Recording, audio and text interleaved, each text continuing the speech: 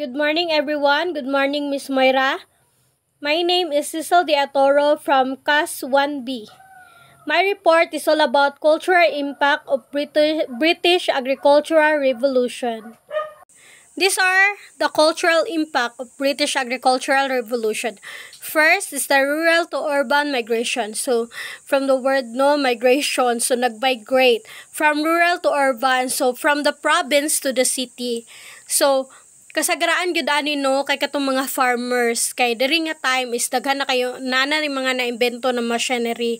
So ang farmers dili nagig kayo sila ingon nga in demand ani nga time. So kay gamay na lang ang ang kailangan na farmers kay nana may mga machinery. So ang ginabuhat sa uban kay ga-migrate sila sa city para makakita dito og trabaho.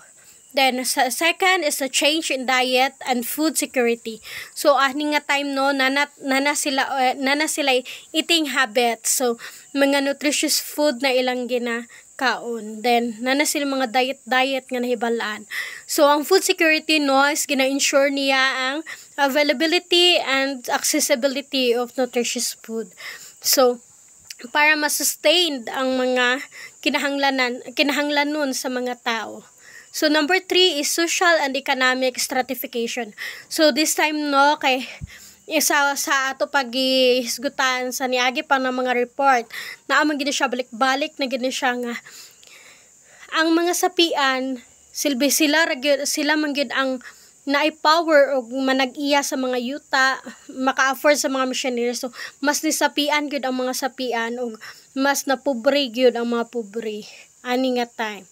Then, environmental changes. So, diri nga time kay ang forest silbi ani nga environmental changes that ang forest is gina-clearing nila or gina-remove nila ang mga trees uban for agricultural purposes or urbanization development.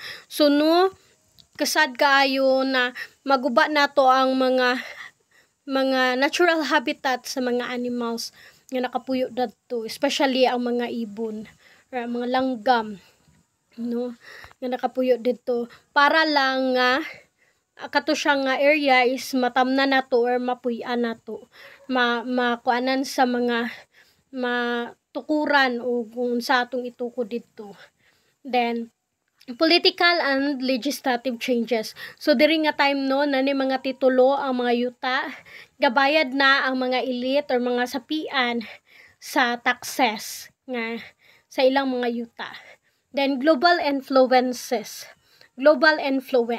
Ani nga time is that nakig-socialize na ta sa lain na country.